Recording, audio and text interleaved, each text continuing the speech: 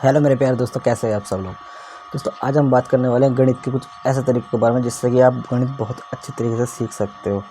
देखिए दोस्तों, गणित एक ऐसा सब्जेक्ट होता है जो कि बहुत ही इंटरेस्टिंग होता है। मतलब कि उसमें एक ऐसा इंटरेस्ट भरा होता है। अगर आप उसमें थोड़ा सा अगर आप टाइम दो, सिर्फ टाइम, तो क्या होता है दोस्तों, अगर हम एक क्वेश्चन अच्छे तरीके से कर लेते हैं, एक क्वेश्चन हमको नहीं आता और उसको उस क्वेश्चन कर लेते हैं, तो मैथ्स में क्या होता है, एक क्वेश्चन दूसरे क्वेश्चन पे डिपेंड करता है। अगर आपको एक क्वेश्चन एक चैप्टर का आता है अच्छे ढंग से, तो आप उसी तरीके का दूसरा क्वेश्चन देखोगे तो वो उसी तरीके से होता चला जाता है। मतलब कि सूत्र, फॉर्मूले, नियम, ये सब क्या होता है, आपको कोई भी अच्छा एक टॉपिक या फिर एक चैप्टर देख लीजिए।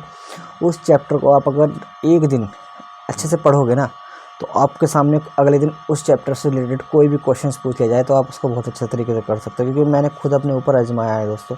मैं खुद बहुत वीकली में था मैथ में, लेकिन जब मैंने अच्छे तरीके से गणित पढ़नी शुरू की, उसके बाद क्या हुआ कि मेरे को जो भी कोई सब्जेक्ट अच्छा नहीं लगता था सिर्फ गणित के अलावा। मेरे को ऐसा लगता था कि क्लास में घंटी बजी कि भाई मैथ्स का सब्जेक्ट आ गया, तो ऐसा लगता था कि यार गणित तो मेरे को आती है। क्यों? क्योंकि मैंने जब देखा कि गणित में होता क्या है, उसमें होता यही है कि एक क्वेश्चन आप अच्छे तरीके से करोगे ना, तो उसके बाद दूसरा क्वेश्चन भी ठीक वैसा ही हो जाता है, उसी के तरीके उसी पैटर्न पे होता है। मतलब कि जैसे कि एक तरीका होता है, उस तरीके से हमने एक क्वेश्चन कर लिया, उसके बाद दूसरा क्वेश्चन भी उसी तरीके से। जैसे कि हम सपोज गुणा करते हैं, भाग करते हैं, जोड़ करते हैं, कुछ भी करते हो, एक बार आपको एक क्वेश्चन के जोड़ करने आ गया, तो अब उसी तरीके से बार बार हम जोड़ देते हैं। ठीक है, वही पैटर्न यूज होता है। जिस तरीके से हम गुणा करते हैं, तो उसी तरीके से तो कितनी भी गुणा हो, बार बार गुणा का सवाल अगर देख लो आप, मैथ्स में ये ही सबसे बढ़िया चीज़ होती है। एक बार आपको आ गई, और दूसरी बात, कुछ रटना नहीं होता इसमें, सब सिर्फ तरीका होता है, यूज़ करना होता है, वो तरीके से आप कर सकते हो। ठीक है, गणित का कोई भी सवाल हो, चाहे आप रीजनिंग की तैयारी कर रहे हो या फिर मैथ्स की तैयारी कर रहे हो, एक बार एक टॉपिक उठाओ, उसके 5 क्वेश्चन कर लो अच्छे तरीके से। अगर आप किसी भी टॉपिक के ना 5 क्वेश्चन कर लोगे ना, तो वो टॉपिक आपको इतना आ जाएगा कि आप उसके 100 क्वेश्चन भी कर लोगे उसी टॉपिक पे। पहले आप रीजनिंग मैथ में ऐसा मत करो कि मैं उठा के एक साथ क्वेश्चन टाइप पढ़ रहे हैं, खिचड़ी बन जाएगी मेरे प्यारे दोस्तों, कुछ भी समझ में नहीं आएगा। इतना बड़ा कंपटीशन, इतनी बड़ी चीज़ों में कुछ भी समझ में नहीं आता। सिर्फ एक एक टॉपिक करके आपको उठाना पड़ेगा। देखिए, मैथ्स को कभी रटने की कोशिश मत कीजिएगा या फिर याद करने की, वो होता भी नहीं है, बस तरीका होता है। अब मैथ्स में आपको क्या तरीका आजमाना है, मैथ्स में सिर्फ यही कर सकते हो कि एक एक टॉपिक करके पढ़ना पड़ेगा।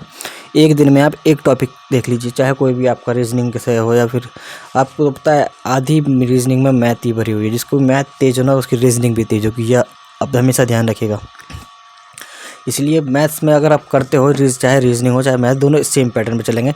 अगर हम एक टॉपिक उठाते हैं, उस टॉपिक के हम अच्छे से 10 सवाल कर लेना, उसके बाद आप 11 वाले सवाल जब करोगे, आपको लगेगा कि भाई सरल ही है यार। पर एक एक टॉपिक करके करना पड़ेगा। एक टॉपिक उठाइए, आराम से एक कॉपी लीजिए, एक टॉपिक उठाइए, उसके कहीं से भी निकाल दीजिए। आजकल सवाल की कमी नहीं है, उसके सॉल्यूशन भी आपको मिल जाते हैं। आराम से एक टॉपिक के 10 सवाल आप कीजिएगा। ठीक है, 10 सवाल करने के बाद उसके बाद देखिएगा अच्छे से कि मैंने कैसे किया। नहीं आता तो देख लीजिए हर सॉल्यूशन कैसे हुआ कैसे नहीं।